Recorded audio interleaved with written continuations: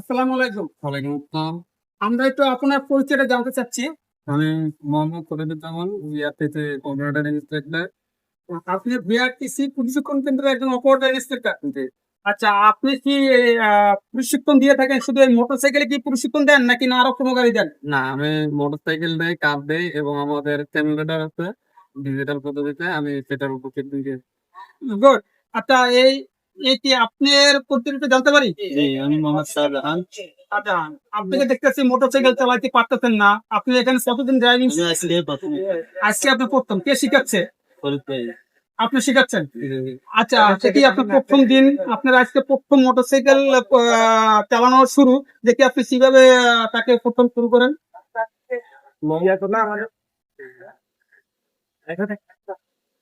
প্রিয় দর্শক, আমাদের বিআরটিসি প্রশিক্ষণ কেন্দ্র থেকে এইভাবে মোটরসাইকেল ড্রাইভিং প্রশিক্ষণ দেওয়া হয়।